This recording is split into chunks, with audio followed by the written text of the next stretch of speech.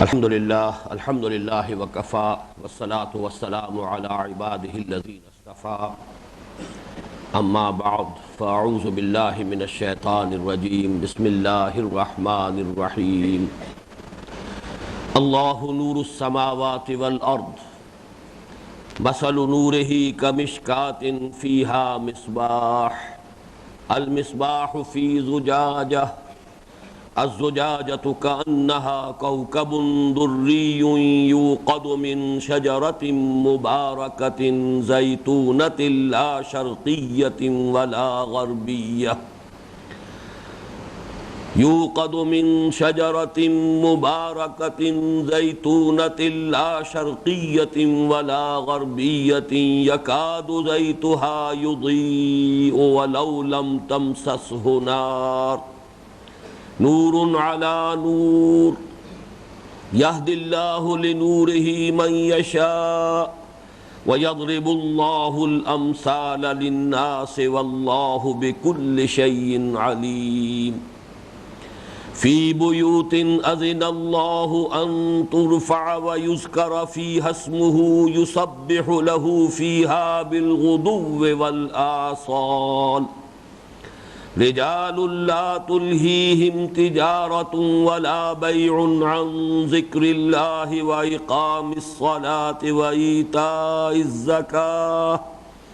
وإيتاء الزكاة يخافون يوما تتقلب فيه القلوب والأبصار ليجزيهم الله أحسن ما عملوا ويزيدهم من فضله واللہ یرزق من یشاء بغیر حساب والذین کفروا اعمالهم کسراب بقیعة يحسبه الظمآن ماء حتى اذا جاءه لم يجده شيئا ووجد الله عنده فوفاه حسابه واللہ سریع الحساب أو كظلمات في بحر لجي يغشاه موج من فوقه سحاب ظلمات بعضها فوق بعض إذا أخرج يده لم يكد يراها ومن لم يجعل الله له نورا فما له من نور صدق الله العظيم رب اشرح لي صدري ويسر لي امري واحلل عقدة من لساني يفقهوا قولي اللهم ربنا الهمنا رشدنا واعذنا من شرور انفسنا اللهم ارنا الحق حقا وارزقنا اتباعه وارنا الباطل باطلا وارزقنا اجتنابه اللهم نور قلوبنا بالایمان واشرح صدورنا للاسلام آمین یا رب العالمین۔ آج ہم اللہ کے نام سے مطالعہ قرآن حکیم کے منتخب نصاب کے 7ویں اور اس کے دوسرے حصے کے تیسرے درس کا آغاز کر رہے ہیں۔ یہ درس سورہ نور کے 5ویں رکوع پر مشتمل ہے جو کل 6 آیات پر مشتمل ہے۔ اس درس کے بارے میں بھی چند تمہیدی نکات نوٹ فرما لیں اور حسن اتفاق سے وہ بھی تعداد میں 4 ہی نکات ہیں۔ سب سے پہلا نکتہ یہ کہ یہ درس جیسا کہ میں نے عرض کیا ہے ایک رکوع پر مشتمل ہے، اور یہاں بھی ہمیں نظر آتا ہے کہ اس رکوع کی تعیین جو ہے بالکل صحیح ہوئی ہے۔ واقعتاً ان 6 آیات میں ایک مضمون کی تکمیل ہوئی ہے، مثبت انداز میں بھی منفی انداز میں بھی۔ مثبت انداز میں ایمان کی ماہیت، ایمان کی حقیقت کا بیان، منفی انداز میں کفر کے 2 درجات، ان کے لیے تمثیلیں تو اپنی جگہ پر بڑا خود مکتفی ہے، سیلف سفیشنٹ ہے۔ سیاق و سباق سے اگر اس کو علیحدہ کر لیا جائے تب بھی یہ اپنی جگہ پر اپنے مضمون کے اعتبار سے مکمل ہے۔ یہ میں نے بارہ عرض کیا ہے کہ قرآن حکیم میں اگرچہ بڑی صورتوں کی رکوعوں میں جو تقسیم ہے یہ بھی صحابہ کرام کے دور کے بعد کی شے ہے، اور یہ بھی خالص اجتہادی معاملہ ہے، یہ توقیفی معاملہ نہیں ہے، یہ حضور صلی اللہ علیہ وسلم کے بتانے سے نہیں ہے، بلکہ بعد میں اس خیال سے کہ ایک رکوع ایک رکعت میں قرآن مجید کا اتنا حصہ پڑھا جائے کہ جو اپنے مضمون کے اعتبار سے خود مکتفی ہو، یا یہ کہ کم سے کم یہ کہ ایک بات وہاں مکمل ہو رہی ہو، ایسا نہ ہو کہ بات ابھی چل رہی ہو اور درمیان ہی میں ہم رکوع کر دیں، تو گویا کہ ایک طرح سے سوء ادب ہوگا قرآن مجید کی جناب میں۔ اس اعتبار سے یہ رکوعوں کی تقسیم ہوئی ہے، اور اکثر و بیشتر یہ تقسیم بہت صحیح ہے، بڑی محنت کے ساتھ کی گئی ہے۔ البتہ کہیں کہیں اس میں اختلاف کی گنجائش ہے، اور وہ ظاہر بات ہے کہ جب معاملہ اجتہادی ہے تو اس میں اختلاف کا امکان موجود ہے۔ دوسرا معاملہ یہ کہ قرآن حکیم میں یعنی مصحف میں یہ مقام جو ہے، اس کا محل وقوع کیا ہے؟ تو نوٹ کر لیجئے کہ مکی اور مدنی صورتوں کے گروپوں کا جن کا تذکرہ میں نے تعارف قرآن کے ضمن میں تفصیلاً عرض کیا تھا، ان میں یہ تیسرا گروپ ہے جو سورہ نور پر ختم ہو رہا ہے۔ اس میں مکی صورتیں بڑی طویل اور تعداد کے اعتبار سے بھی 14 صورتیں، سورہ یونس سے شروع ہو کر اور سورہ مومنون تک یہ 14 صورتیں ہیں، اور بڑا طویل گروپ ہے یہ مکی صورتوں کا قرآن مجید میں۔ اور خاص طور پر نوٹ کیجئے کہ یہاں پر یہ مدنی صورت اکیلی آ رہی ہے، اس کا کوئی مثنیٰ، اس کا کوئی جوڑا یہاں پر مصحف میں اس کے ساتھ موجود نہیں ہے۔ اس حوالے سے یہ بات بھی نوٹ کر لیجئے کہ جو مکی اور مدنی صورتوں کا اگلا گروپ ہے، چوتھا گروپ، اس میں بھی معاملہ کچھ یہی ہے۔ وہاں 8 صورتیں آئیں گی مکیات، اور اس کے بعد پھر ایک تنہا صورت آئے گی مدنی، سورہ احزاب۔ البتہ یہ دونوں صورتیں جو اپنی جگہ پر منفرد حیثیت سے آئی ہیں بغیر جوڑے کے، اگر غور کیا جائے تو نظر آتا ہے کہ ان دونوں کے مابین وہ نسبت زوجیت بتمام و کمال موجود ہے، یعنی مضامین کی مشابہت اور مختلف اعتبارات سے ان میں جو ایک ربط ہونا چاہیے، جو ایک جوڑے کے 2 افراد کے مابین ہوتا ہے، وہ ان دونوں صورتوں کے مابین بھی موجود ہے۔ زمانہ نزول بھی ان کا متصل ہے۔ سن 5 ہجری میں سورہ احزاب نازل ہوئی، سن 6 میں سورہ نور نازل ہوئی۔ سن 5 میں غزوہ احزاب ہوا، اس کا تذکرہ موجود ہے سورہ احزاب میں۔ سن 6 میں غزوہ بنی المصطلق ہوا ہے، جس کے دوران وہ معاملہ پیش آیا، واقعہ اور حادثہ جس کی وجہ سے واقعہ افک ہوا، حضرت عائشہ رضی اللہ تعالی عنہا پر تہمت لگی۔ تو یہ دونوں صورتیں اس اعتبار سے متصل ہیں زمانہ نزول کے اعتبار سے۔ ظاہری اعتبار سے بھی دونوں صورتیں 9 رکوعوں پر مشتمل ہیں، اور دونوں کے عین وسط میں ظاہر بات ہے کہ 9 کا حصہ سامنے رکھیے تو وسطی بنے گا 5واں رکوع۔ 5واں رکوع اس سورہ مبارکہ میں سورہ نور میں بھی نہایت اہم ہے، اور اسی طرح 5واں رکوع جو ہے سورہ احزاب کا بھی بہت اہم ہے، اور وہاں بھی مضامین بہت ہی جو علمی اعتبار سے بلند مضامین ہیں وہاں آئے ہیں۔ جیسے کہ ہم نے اپنے سابق درس کے بارے میں دیکھا تھا کہ سورہ آل عمران کے 20ویں رکوع کی پہلی آیت اور سورہ بقرہ کے 20ویں رکوع کی پہلی آیت بالکل ایک ہی مضمون، ان فی خلق السماوات والارض واختلاف اللیل والنہار، یہ آیت مبارکہ سورہ آل عمران میں بھی ہے، لآیات لأولی الالباب، اور یہی ذرا طویل صورت میں آیت الآیات وہ 20ویں رکوع کی پہلی آیت ہے سورہ بقرہ میں بھی۔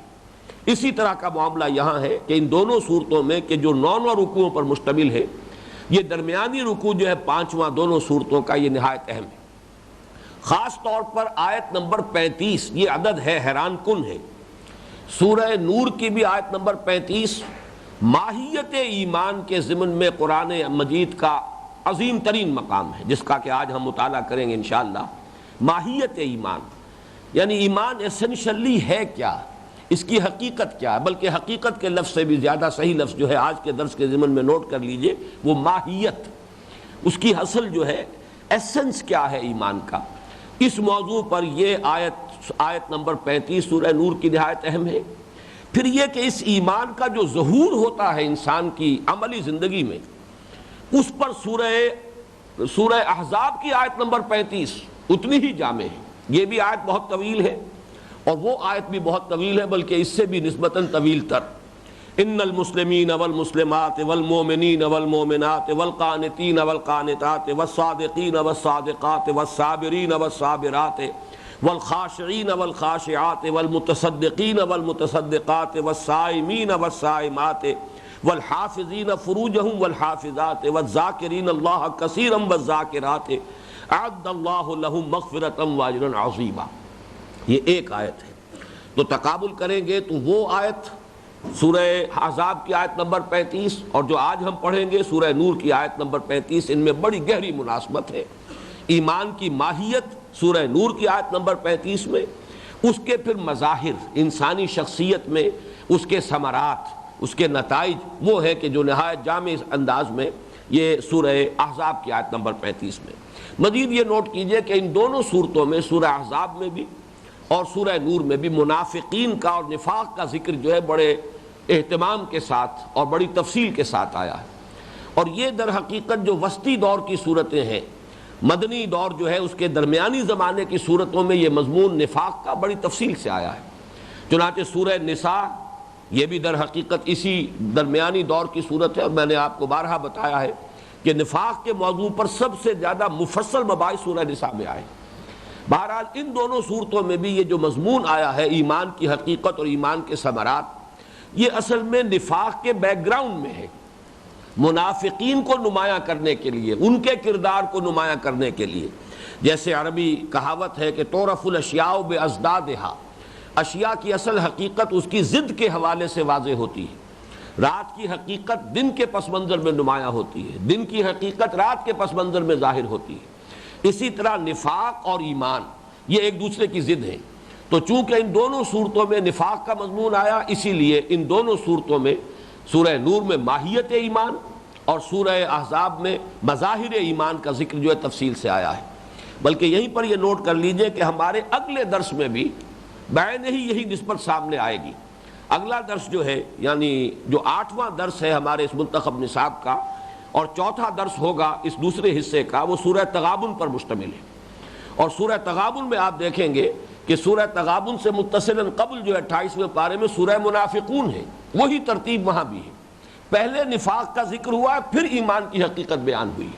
تو یہی معاملہ کہ جو سورہ منافقون اور سورہ تغابن کے مابین مضامین کی نسبت کا ہے، بعین ہی وہی معاملہ بحیثیت مجموعی سورہ احزاب اور سورہ نور کے مضامین اور اس میں یہ حقیقت ایمان کی بحث سے متعلق ہے۔ اب تیسری بات یہ نوٹ کیجئے کہ حصہ دوم جو ہے ہمارے اس منتخب نصاب کا، اس میں سلسلہ کلام جو چل رہا ہے، اس میں یہ جو درس ہے ہمارا جو سورہ نور کے اس 5ویں رکوع پر مشتمل ہے، اس کا مقام کیا ہے، اس کے حوالے سے نوٹ کر لیجئے۔ کچھ تمہیدی مباحث ہیں کہ جن کا تعلق پھر ایک درجے میں فلسفے کے ساتھ آئے گا، اور یہ اس لیے اس سے گریز ممکن نہیں ہے کہ ایمان در حقیقت وہی اس کے موضوعات ہیں کہ جو فلسفے کے موضوعات ہیں۔ اس اعتبار سے کچھ نہ کچھ مشابہت ان دونوں کے مباحث میں آ جاتی ہے۔ یہاں جو بات نوٹ کرنے کی ہے وہ یہ ہے، دوسرے اور تیسرے درس کے مابین یعنی سورہ آل عمران کا جو آخری رکوع کی 6 آیات پر مشتمل درس تھا، اور اب جو ہم یہ 6 آیات ہیں کہ جو سورہ نور کے اس 5ویں رکوع کی ہیں، ان کے مابین کیا نسبت ہے اور ربط کیا ہے، اس کو سمجھنے کے لیے یہ حقیقت سامنے رکھیے کہ معرفت کے حصول کے 2 راستے ہیں۔ ایمان کیا ہے؟ ایمان حقائق کا علم ہے، حقائق کائنات، اس کائنات کی اصل حقیقتیں، وجود کی حقیقت، ہماری حقیقت، حیات انسانی کی حقیقت، خیر و شر کی حقیقت، علم کی حقیقت، یہ موضوعات ہیں کہ جن سے ایمان میں بحث ہوتی ہے۔ یہی موضوعات ہیں کہ جن سے فلسفے کی مختلف شاخیں جو ہیں بحث کرتی ہیں۔ میٹا فزکس ہے، ایتھکس ہے، ایپسٹیمولوجی ہے، سائیکالوجی ہے، یہ تمام چیزیں در حقیقت جو کہ فلسفے کی شاخیں ہیں۔ تو ان کے جو موضوعات ہیں وہی موضوعات ہیں کہ جو ایمان میں زیر بحث آتے ہیں۔ البتہ یہ ہے کہ حقیقت الحقائق تک پہنچنے کے 2 راستے ہیں۔ ان دونوں راستوں کے بارے میں یوں سمجھیے کہ وہ راستوں کا علیحدہ ہونا، ایک دوسرے سے ممیز ہونا، وہ تو قطعی ہے۔ البتہ یہ کہ یہ لطیف حقائق ہیں، ان کو بیان کرنے کے لیے جو اسلوب مختلف اختیار کیے گئے ہیں ان میں فرق و تفاوت ہے۔ میں یہ چاہتا ہوں کہ مختلف اسالیب سامنے آ جائیں، اس سے بحثیت مجموعی جو ہے ان 2 راستوں کا تصور آپ کے سامنے واضح ہو جائے گا۔ مثلاً ایک انداز یہ ہوگا اس کو بیان کرنے کا کہ ایک راستہ ہے خارج پر غور کرنے کا، ہمارے باہر جو یہ کائنات پھیلی ہوئی ہے، آسمان، سورج، ستارے، دن رات کا یہ فرق اور تفاوت، ایک تو یہ ہے کہ انسان اپنے خارج پر غور کرے، مشاہدہ کرے، غور و فکر کرے، نتائج نکالے اور پھر حقیقت تک پہنچے۔ ایک راستہ یہ کہ انسان اپنے باطن میں جھانکے، اپنے باطن میں غور و فکر کرے، کنٹمپلیشن کرے، مراقبہ کرے، اپنے اندر ہی غور و فکر کرے. تو یہ دو راستے جدا ہیں. اور اس کے حوالے سے یہ نوٹ کر لیجئے کہ جو ماہرین علم نفسیات ہیں انہوں نے بھی انسانوں کو بنیادی طور پر دو اقسام میں تقسیم کیا ہے. ایک وہ کہ جو ایکسٹروورٹس ہیں، ان کا مزاج ہی ایسا بنا ہے کہ وہ خارج کی دنیا سے زیادہ دلچسپی لیتے ہیں، کھیل کود میں انہیں زیادہ دلچسپی محسوس ہوتی ہے، محفل میں اور لوگوں میں گفتگویں کر کے انہیں زیادہ اطمینان اور سکون حاصل ہوتا ہے، زیادہ راحت ملتی ہے. اس کے برعکس کچھ لوگ ہوتے ہیں دروں بیں، اندر جھانکنے والے، غور و فکر کرنے والے، انہیں خلوت زیادہ پسند ہوگی. وہ لوگوں کے مابین زیادہ دیر تک اگر مجبوراً رہنا بھی پڑے تو رہیں گے، لیکن یہ کہ ان کا دل بجھ سا جائے گا. پھر انہیں ضرورت ہوگی کہ تخلیات میں جائیں اور وہ اپنے ہی ساتھ ہوں. تو یہ دو مزاج جو ہے ایکسٹروورٹس انٹروورٹس. اسی طریقے سے حقیقت تک پہنچنے کے بھی یہ دو راستے ہیں. ایک باہر کی دنیا پر غور کرو، دوسرے یہ کہ خود اپنے اندر غور کرو. اس کے لیے قرآن مجید نے اصطلاحات جو استعمال کی ہیں جن پر کہ ہم اس سے پہلے غور کر چکے، آیات آفاقی، آیات انفسی. اللہ تعالیٰ نے بھی اپنی آیات کو ان دو اقسام میں تقسیم کیا ہے. جیسے کہ سورہ حامیم سجدہ کے آخر میں فرمایا سنوریہم آیاتنا فی الآفاق وفی انفسہم. عارف آج یہ آواز کچھ ٹھیک نہیں ہے، اس کو ٹھیک کرو.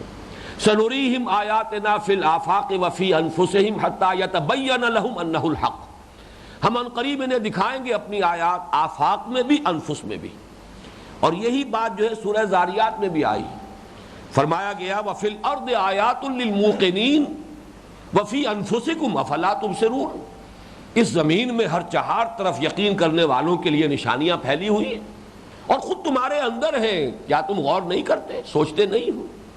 میں نے وہ شعر آپ کو سنایا تھا کہ جو مرزا عبد القادر بے دل کے بڑے ہی چوٹی کے اشعار میں سے ہے، ستمست گر حوست کشد کہ بے سیر سر و سمندرا تجھے غنچہ کم نہ دمیدئی درے دل کشا با چمندرا. اس میں وہ ایکسٹروورٹس اور انٹروورٹس کا فرق جو ہے وہ نمایاں ہو جائے گا اس شعر میں کہ بڑے ظلم کی بات ہے، ستم کی بات ہے کہ تمہاری خواہش تمہیں اس طرف آمادہ کرتی ہے، تمہیں کھینچتی ہے کہ باہر نکلو، چمن کی سیر کرو، پھولوں کو دیکھو، سرو و سمن کو دیکھو، اس کا مشاہدہ کرو. ستمست گر حوست کشد کہ بے سیر سرو و سمندرا تجھے غنچہ کم نہ دمیدئی. تم خود ایک غنچے کے مانند ہو کھلے ہوئے، تمہیں اندازہ نہیں ہے، اپنے حسن کا تمہیں اندازہ نہیں ہے.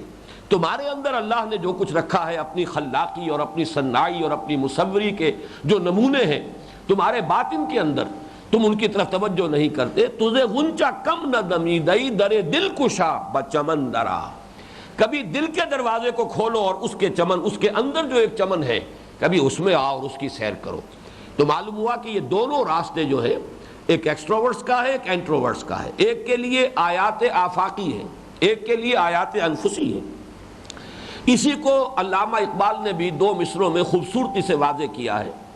ایک مصرع کھول آنکھ زمیں دیکھ، فلک دیکھ، فضا دیکھ، مشرق سے ابھرتے ہوئے سورج کو ذرا دیکھ. ابھی آیات آفاقیاں ہیں. دیکھو قرآن مجید نے بھی زیادہ جو توجہ دلائی ہے آیات آفاقیہ کی طرف دکھائی ہے. اس لیے کہ واقعہ یہ ہے کہ عربوں کا ایک خاص مزاج تھا. جو قوم کی اصل مخاطب تھی قرآن مجید کی، اس کا ایک مزاج تھا، وہ فعال قوم تھی.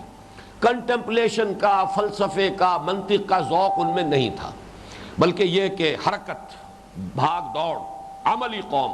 اور ظاہر بات ہے کہ اس قسم کے لوگوں کا زیادہ رجحان خارج کی طرف ہوتا ہے. کیا معاملہ ہے؟ اس اعتبار سے قرآن مجید نے جیسا کہ کئی بار ان آیات کا میں نے حوالہ دیا ہے، افلا ينظرون الى الابل كيف خلقت والى السماء كيف رفعت والى الجبال كيف نصبت والى الارض كيف سطحت فذکر انما انت مذکر. اب وہ چار چیزیں خارج کی ہیں، انہی پر غور کرنے کی، انہی کو دیکھنے کی، آبزرو کرنے کی، انہی کی طرف توجہ دلائی جا رہی ہے. ان السمع والبصر والفؤاد كل اولئک کان عنہ مسئولا. یہی آیت الآیات جو میں نے سنائی ہے کئی مرتبہ ان دروس میں، وہ تمام کی تمام آیات آفاقیہ ہیں. ان فی خلق السماوات والارض واختلاف اللیل والنہار والفلک التی تجری فی البحر بما ينفع الناس وما انزل اللہ من السماء من ماء فاحیا به الارض بعد موتها وبث فیها من كل دابۃ وتصریف الرياح والسحاب المسخر بین السماء والارض لآیات لقوم یعقلون۔ یہ ہے در حقیقت وہ انداز جس کی اقبال نے تعبیر کی، کھول آنکھ زمین دیکھ، فلک دیکھ، فضا دیکھ، مشرق سے ابھرتے ہوئے سورج کو ذرا دیکھ۔ لیکن دوسرا راستہ وہ ہے جس کو اقبال کہتا ہے کہ اپنے من میں ڈوب کر پا جا سراغ زندگی۔ یہ من میں ڈوب کر پا جا سراغ زندگی، یہ وہ دوسرا راستہ ہے۔ وفی انفسکم افلا تبصرون، تمہارے اپنے اندر جو وہ نشانیاں موجود ہیں کیا تم ان کو نہیں دیکھتے؟ غور کرو، کبھی اپنے اندر جھانکو، درے دل کشا بچمن درا، دل کے دروازے کھولو، کبھی اس کے اندر کیا آ کر سیر کرو۔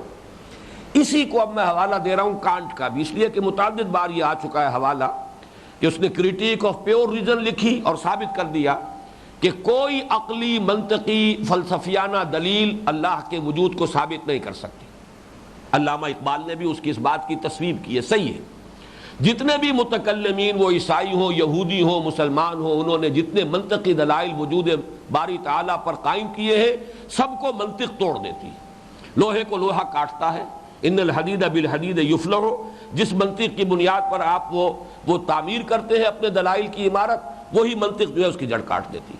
البتہ بعد میں پھر جو کتاب لکھی ہے کریٹیک آف پریکٹیکل ریزن، اس میں اس نے اس بات باری تعالیٰ کے دلائل بیان کیے، اور حیرت ناک بات یہ کہ اس نے بھی دو چیزوں کا ذکر کیا کہ خدا کی ہستی پر سب سے بڑے ثبوت دو ہیں، the starry heavens above and the moral law within. ایک تو یہ کہ جو اسٹاری ہیونز ہے، یہ آسمان ہے ستاروں سے بھرے ہوئے، ان کو دیکھ کر اللہ کو انسان پہچانتا ہے، وہی آیات کا تصور جو قرآن کا ہے۔ اور یہ کہ وہ جو مورل لا ود ان، تو ایک وہ ہے کہ جو انسان کے اندر ہے، اور ایک وہ کہ جو انسان سے باہر کی، خارج کی کائنات میں ہے۔ یہ میں آپ کے سامنے وہ مختلف تعبیرات رکھ رہا ہوں کہ جن سے اس حقیقت کو واضح کرنے کی کوشش کی گئی ہے کہ یہ دو راستے ہیں۔ لیکن یہ کہ اس کی جو بہترین تعبیر ہے وہ ہے کہ جو مولانا روم نے کی ہے، جس کا حوالہ میں نے اجمالاً پہلے دیا ہے کہ ایران یا روم اور چین کے مصوروں کے مابین ایک مقابلہ ہوا شہنشاہ چین کے دربار میں، اور وہاں دو دیواریں بنا دی گئیں آمنے سامنے، تاکہ یہ اپنے اپنے فن کا مظاہرہ جب کریں تو بیک وقت دیکھا جا سکے، تقابل کیا جا سکے، فوری تقابل ہو، سائملٹینیس کنٹراسٹ جو ہے وہ سامنے آ سکے کہ یہ تصویر جو انہوں نے بنائی ہے یہ زیادہ مہارت فن کا منہ بولتا ثبوت ہے یا یہ دوسری تصویر۔ اب ان کے درمیان پردہ حائل کر دیا گیا، یہ اپنا کام کر رہے ہیں، ادھر سے اپنا کام کر رہے ہیں۔ ایک طرف کے لوگوں نے بڑی محنت سے پھول، بوٹے، بیل، نہ معلوم کیا کچھ بنایا، رنگ نہ معلوم کیسے کیسے رنگ آمیزی کی، بالکل اس کو فطرت کے مطابق کرنے کی کوشش کی، اور دوسری طرف کے لوگوں نے صرف اپنی اس دیوار کو سیکل کر دیا، پالش کر دیا، ایسا آئینہ بنا دیا جب پردہ اٹھا تو ان کی ساری صناعی اور مصوری اس میں منعکس ہو گئی۔ اب یہ دو راستے ہیں۔ ایک راستہ وہ ہے جسے ہم کہتے ہیں ڈسکرسیو نالج، درجہ بدرجہ، قدم بقدم، غور و فکر، تدبر، تفکر کے مراحل طے کرتے ہوئے آدمی منزل تک پہنچا۔ اور ایک یہ ہے کہ دفعتاً، اچانک، ایک دم ایک حقیقت واضح ہو گئی۔ تو وہ قلب جو ہے اگر انسان کا وہ شفاف ہو، صاف ہو، اس آئینے پر زنگ نہ ہو، اس پر گردہ نہ پڑا ہو، تو حقائق جو ہے اس میں منعکس ہو جاتے ہیں۔ ورنہ یہ ہے کہ بڑی آدمی کو محنت کرنی پڑتی ہے، صغرا کبرا قائم کرنا پڑتا ہے، دلائل بنا کر، اور رفتہ رفتہ ایک ایک درجہ بدرجہ آگے بڑھ کر ان حقیقتوں کا ادراک اور شعور کرنا پڑتا ہے کہ جو اس سے پہلے ہم دیکھ چکے ہیں۔ سورہ آل عمران کا جو آخری رکوع کا درس ہے ہمارے اسی منتخب نصاب کا، اس درس سے متصل قبل کا درس۔ اب میں یہ چاہتا ہوں کہ یہ مضمون قرآن مجید میں سب سے زیادہ صراحت کے ساتھ جہاں آیا ہے وہ مقام بھی آپ آئیڈینٹیفائی کر لیں۔ یہ سورہ قاف کے آخر میں آیت آئی ہے، ان فی ذالک لذکریٰ لمن کان لہ قلب او القی السمع وہو شہید۔ اس میں یاد دہانی ہے، ذکرہ ہے ان کے لیے یا تو ان کا دل ہو، یا تو وہ شخص جس کا دل ہے، لفظی ترجمہ کر رہا ہوں، مراد کیا ہے؟ دل زندہ ہے، دل بیدار ہے، دل بے داغ ہے، دل جو ہے وہ ایک آئینہ شفاف کے مانند ہے۔ لمن کان لہ قلب، جن کا قلب بیدار ہے، جن کا قلب زندہ ہے۔ مجھے یہ ڈر ہے دل زندہ تو نہ مر جائے، اس دل کی موت واقع نہ ہو گئی ہو، اس پر حجابات کثیف نہ پڑ گئے ہوں۔ اگر تو دل ہے تو ان میں بظاہر انعکاس ہو جائے گا حقیقت کا، کوئی زیادہ تردد اور محنت کی ضرورت نہیں۔ اگر ایسا نہیں ہے دل مزمحل ہے، دل پر حجابات آ گئے ہیں، پردے پڑ گئے ہیں، زنگ لگ گیا ہے. اب یہ او سے آیا ہے، او القى السمع وهو شہید، یا یہ کہ پوری توجہ لگا کر ان آیات کو سنے اور پورا اس پر غور و فکر کرے. یہ شہید حاضر ہونا، حضور ذہن و قلب کے ساتھ اگر انسان غور کرے گا تو یہ دوسرا راستہ ہے. ان فی ذلک لذکری لمن کان لہ قلب او القى السمع وهو شہید، یقیناً اس میں یاد دہانی ہے، ذکر ہے، تذکرہ ہے، نصیحت ہے ان کے لیے بھی کہ جن کا دل ہے، جن کا دل زندہ ہے، بیدار ہے. لمن کان لہ قلب او القى السمع، یا اگر وہ دل جو ہے وہ کچھ مزمحل ہو گیا ہے، اس پر کئی حجابات طاری ہو گئے ہیں، وہ نیم مردہ ہو گیا ہے، تو پھر ذرا کچھ اور کوششیں کرنی ہوں گی، محنت کرنی ہوگی، عقل و خرد کی قوتوں کو بروئے کار لانا ہوگا، کچھ اندر بھی جھانکنا ہوگا، کچھ باہر سے منطق سے بھی دلیلیں لانی ہوں گی، اور پھر رفتہ رفتہ انسان وہاں پہنچ جائے گا. یہ جو دو راستے ہیں جو میں نے متعدد حوالوں سے آپ کے سامنے رکھے، خارج پر غور، باطن میں جھانکنا، ایکسٹروورٹس انٹروورٹس، آیات آفاقی، آیات انفسی، یا کھول آنکھ زمیں دیکھ، فلک دیکھ، فضا دیکھ، اور یا اپنے من میں ڈوب کر پا جا سراغ زندگی، یا the starry heavens above and the moral law within. یا یہ کہ دو طریقے، ایک ہے نقش و نگار بناؤ دیوار کے اوپر، بڑی محنت کرو اور پھول اور بیل بوٹے بناؤ، ایک یہ ہے کہ اس دیوار کو بالکل اس کو شیشہ بنا دو کہ وہ ساری محنت دوسروں کی اس میں منعکس ہو جائے. ان سب کو قرآن مجید نے ان فی ذلک لذکری لمن کان لہ قلب او القى السمع وهو شہید، اس کے اندر اس کو سبب کر دیا ہے.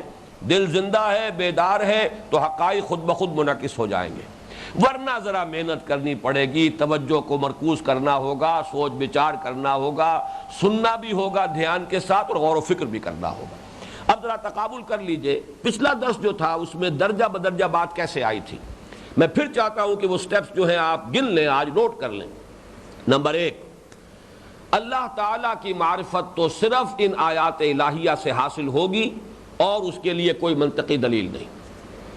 ان فی خلق السماوات والارض واختلاف اللیل والنہار لآیات لأولی الالباب، سیدھی بات، یہ تو بدیہیات فطرت پر مبنی ایک شے ہے، صرف یاد دلانے کے لیے ہے. آیات آفاقی بھی، آیات انفسی بھی، آیات قرآنی بھی. البتہ اب آگے چلیے، اللہ کو پہچان لیا، اس کی توحید، اس کی صفات کمال کا علم کسی درجے میں حاصل ہو گیا، اب اس کو تو یاد رکھیے. الذین یذکرون اللہ قیاما وقعودا وعلی جنوبہم، ہر حال میں اللہ کو یاد رکھو. وَيَتَفَكَّرُونَ فِي خَلْقِ السَّمَاوَاتِ وَالْأَرْضِ، مزید غور و فکر کرو آسمان اور زمین کی تخلیق میں، ایک حقیقت منکشف ہو جائے گا. اب یہ غور ہے، یہ منطق ہے، یہ انسان کے عقل کا جو ہے اس کی رسائی سے یہ نتیجہ پہنچتا ہے کہ یہاں کوئی شے بے مقصد نہیں ہے، اس میں آبزرویشن بھی ہے، غور و فکر بھی ہے، ہر شے با مقصد ہے، نتیجہ خیز ہے.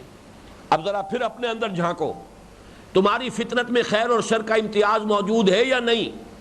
جی ہاں ہے، خیر خیر ہے، شر شر ہے، میری فطرت یہ بتا رہی ہے. پھر باہر آؤ، غور کرو، اس خیر اور شر کا نتیجہ کیا اس دنیا میں نکل رہا ہے جو نکلنا چاہیے؟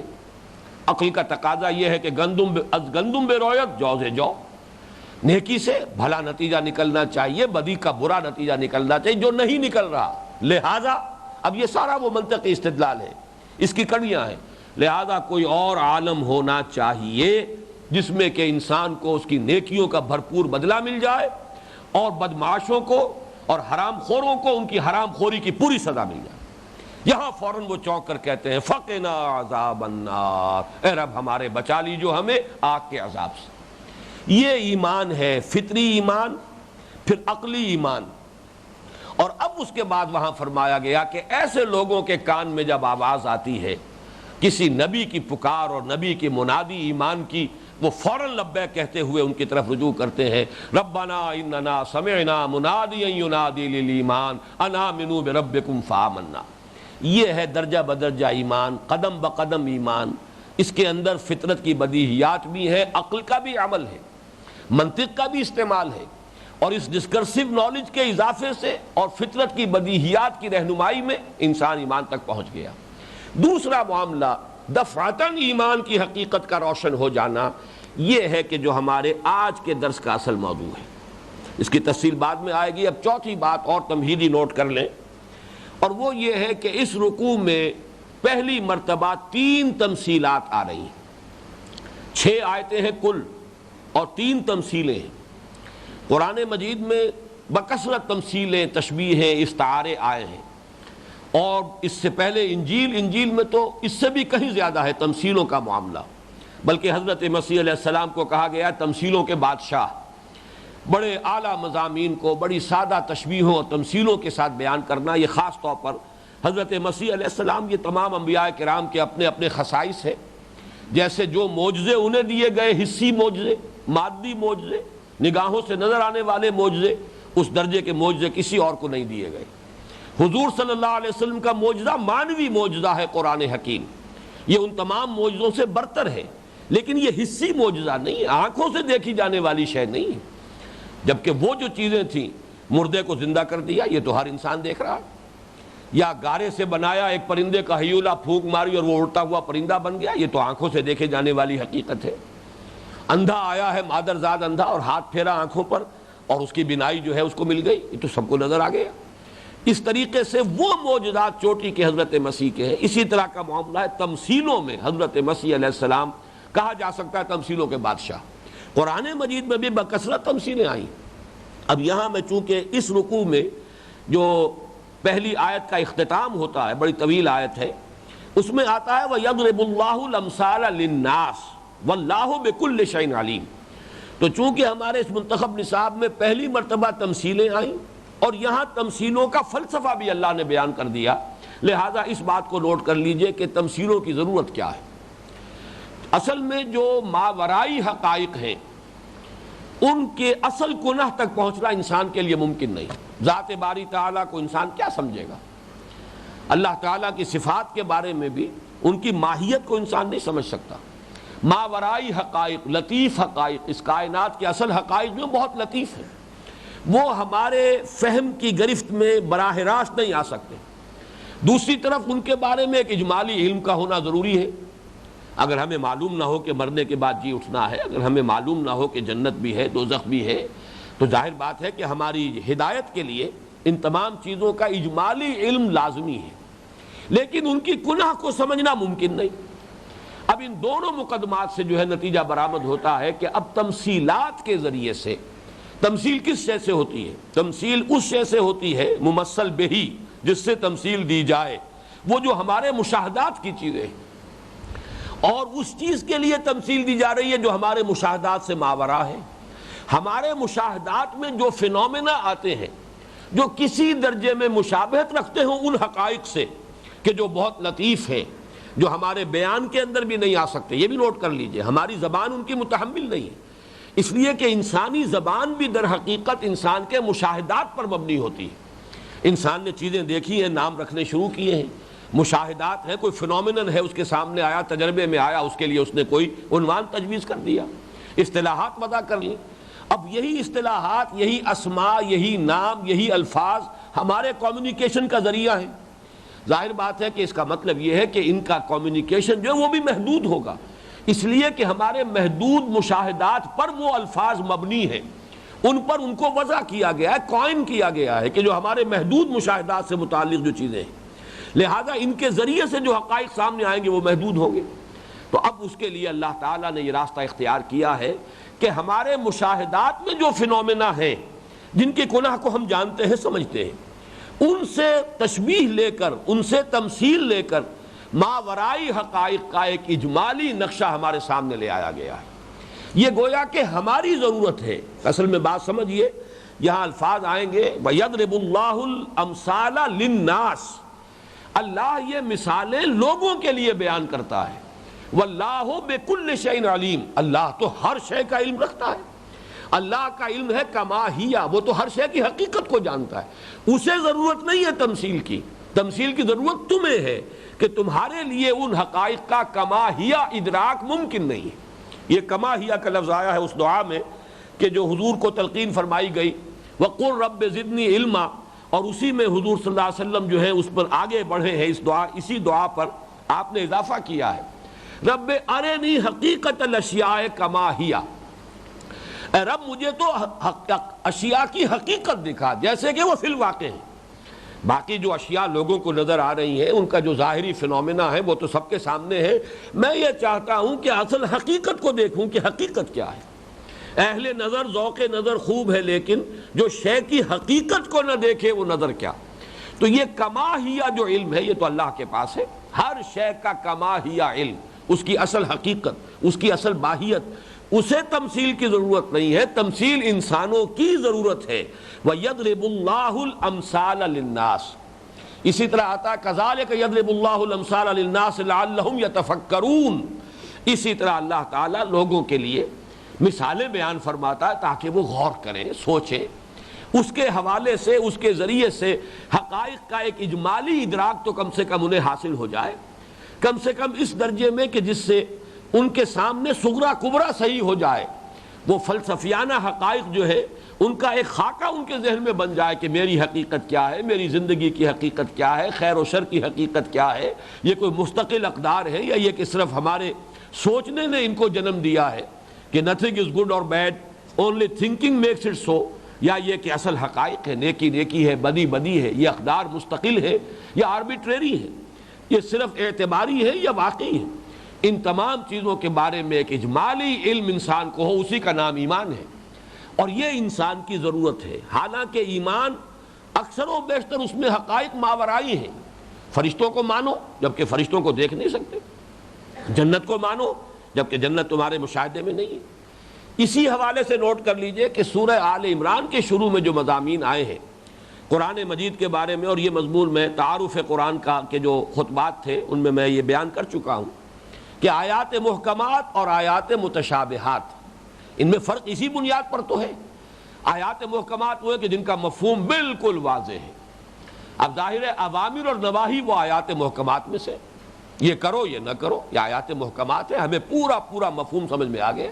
شراب حرام ہے، بالکل بات واضح ہو گئی، ہم شراب کو بھی جانتے ہیں اور اس یہ حکم بھی سمجھ میں آ گیا کہ شراب جو ہے پینی جائز نہیں۔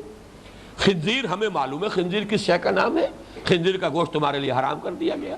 تو آیات محکمات جو ہے وہ ہیں، اکثر و بیشتر تو وہی ہے کہ جو اوامر و نواہی سے متعلق ہے، اور یہ انسان کی عملی ہدایت کے اعتبار سے وہی اہم ترین ہے۔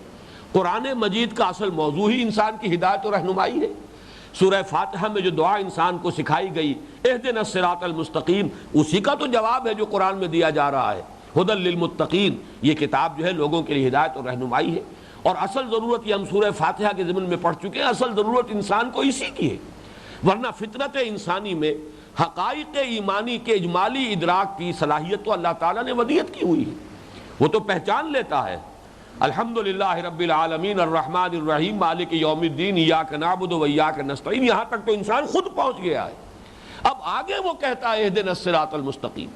تو قرآن مجید میں اوامر و نواہی جو اس کا اصل مضمون ہے یہ آیات محکمات ہیں۔ البتہ یہ اب جنت ہے، دوزخ ہے، عالم نزع کی کیفیت ہے، فرشتوں کے معاملات ہیں، اب یہ تمام چیزیں جو ہیں اللہ کی ذات و صفات سب سے بڑھ کر، جس کے بارے میں جس کی کنہ تک پہنچنا انسان کے لیے ممکن ہی نہیں، اس حوالے سے جو بھی مضامین آئے ہیں وہ گویا کہ آیات متشابہات ہیں، ان کی کنہ تک تم رسائی حاصل نہیں کر سکتے، لیکن یہ تمہیں بتائی جانی ضروری تھی، اس لیے کہ انہی کے حوالے سے تم سمجھو گے اور تمہارے سامنے وہ جو صغرا کبرا ہے اپنے اس کائنات کے حقائق کا وہ مکمل ہوگا، تاکہ تم اپنی زندگی کے راستے کا رخ صحیح معین کر سکو۔